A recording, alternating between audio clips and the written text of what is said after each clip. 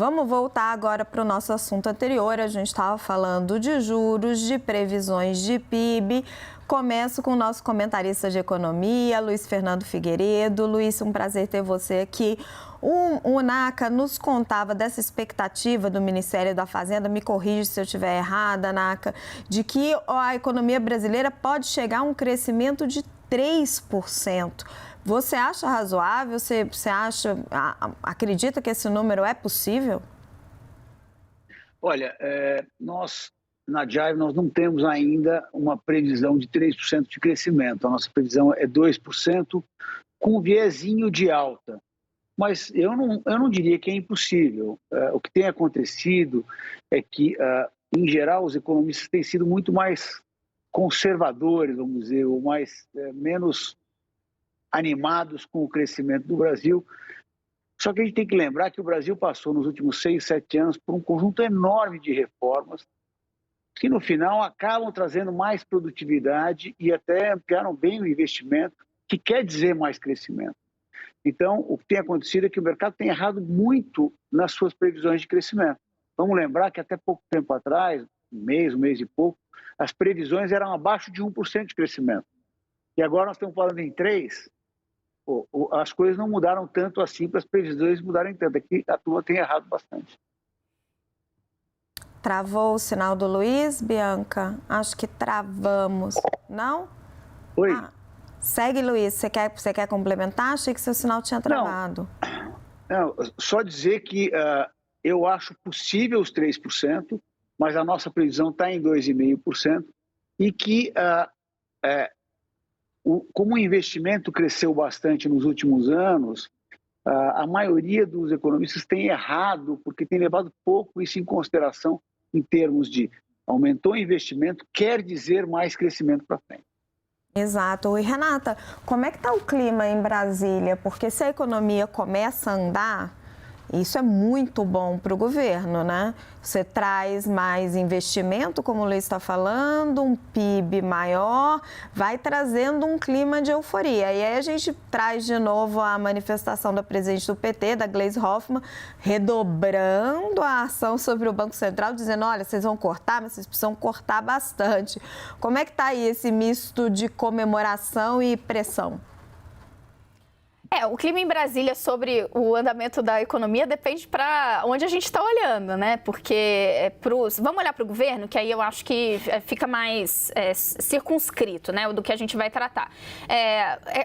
É claro que quando a gente vê o mercado mudando a sua projeção e especialmente entendendo que a gente vai ter uma inflação um pouco menor do que se imaginava, um crescimento um pouco maior, isso é uma ótima notícia para o governo que quer chegar no final do ano justamente podendo mostrar que, primeiro, né, entregou mais do que se esperava e, segundo, que o país está indo para frente. Então, isso é um dado da realidade. Como é que isso contamina as negociações em curso? O que eu vejo, especialmente nessa semana, é o governo muito focado em, primeiro, conseguir tirar da frente um assunto que ele já achava que já estaria resolvido a essa altura, que é o marco fiscal. Então, isso precisa estar liquidado para que ele possa, sim, fazer esse esforço concentrado junto com o Arthur Lira, que nesse caso se mostrou um aliado, em tentar empurrar a reforma tributária. Quando a gente olha para as conversas na equipe econômica, a gente vê que superar a reforma tributária, mais do que um enorme troféu, porque isso vai ser, se de fato se conseguir a aprovação, veja, a gente está falando da aprovação na Câmara, né, gente? Tem ainda o Senado, não podemos nunca esquecer. Então, mesmo se a gente tiver essa tramitação acelerada e um resultado positivo na Câmara, essa novela ainda vai seguir depois do recesso parlamentar. Mas se a reforma tributária for um ponto superado, que vai ser mostrado, claro, como enorme troféu, ela faz parte de uma peça num projeto maior que Haddad e seu time querem apresentar. E é essencial nesse percurso, para que eles tenham, inclusive, força política para tocar outros temas, que a economia siga dando sinais de recuperação. Um governo que não está entregando crescimento econômico ou que ainda está lutando com uma inflação persistente, ele não tem força no Congresso para mover a máquina e conseguir encaminhar os seus temas de interesse. Quanto melhor vai a economia, mais ela vai atraindo os deputados, né? Agora, Naka, o Luiz chamou atenção para um ponto importante. Na visão dele, o mercado tem subestimado os investimentos e, por isso, errado nas previsões de crescimento. O que você percebe? Você acha que está tendo também um erro contínuo e, na verdade, não é o governo que está otimista demais, é o mercado que está pessimista demais, às vezes? Acho que essa é uma discussão interessantíssima, porque muitos economistas acham que, exatamente por causa dessa agenda de reformas dos últimos anos, alguns parâmetros de projeção, alguns modelinhos matemáticos, eles estão um pouco descalibrados. Foi exatamente isso que aconteceu, por exemplo, no mercado de trabalho. O mercado de trabalho passou trimestre após trimestre gerando uma notícia melhor do que se esperava.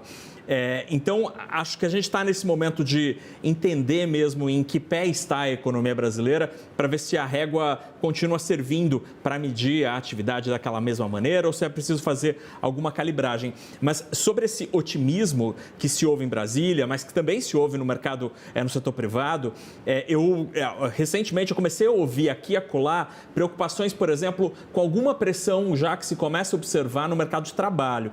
A taxa de participação das pessoas em idade de trabalhar no mercado de trabalho está baixa, tem pouca gente procurando emprego efetivamente, você já começa a ver alguma recomposição salarial e isso pode gerar pressão inflacionária à frente. Então, neste momento em que a economia começa a engrenar, você já começa a ouvir aqui e acolá algum sinal amarelinho, assim, querendo piscar algum foco de atenção, porque a pressão na inflação, infelizmente, pode voltar.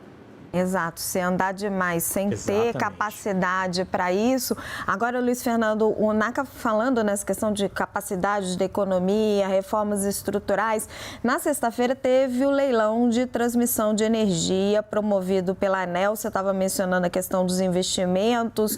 O leilão terminou aí com 7 vencedores, investimentos passando de 15 bilhões de reais. Na sua avaliação, foi positivo? O governo Lula conseguiu atrair os investidores ou não? Ainda está precisando de ajuste para poder deslançar nessa área de concessões? Não, eu acho que foi muito bem. Na verdade, isso é a continuação do que vinha acontecendo, né? Porque para ter um leilão de concessão, é um trabalho que demora 2 ou às vezes mais do que 2 anos para acontecer. Então, simplesmente, como esse governo não se mostrou negativo a concessões, só a privatizações, segue o curso, o processo de concessões. Foi muito bom, o deságio foi um deságio bem razoável, ou seja, vai ter um bom investimento. E como teve um conjunto grande de, vamos dizer, ganhadores, primeiro de gente interessada, depois de ganhadores, isso nos dá um cheiro de que o próximo leilão que acontecerá em dezembro e o outro que acontecerá em março vão vir com uma cara boa também. E é muito importante, porque não é só a concessão, é o que vem a partir da concessão, né? E nesse caso, transmissão é uma coisa que o Brasil precisa ampliar o seu investimento. Então, é ótimo isso estar acontecendo. Privatização virou um palavrão, felizmente, concessão não virou um palavrão neste governo, não é, Luiz? Exatamente. Luiz Fernando, muito obrigada pela sua participação de hoje no 360. Obrigada, querida.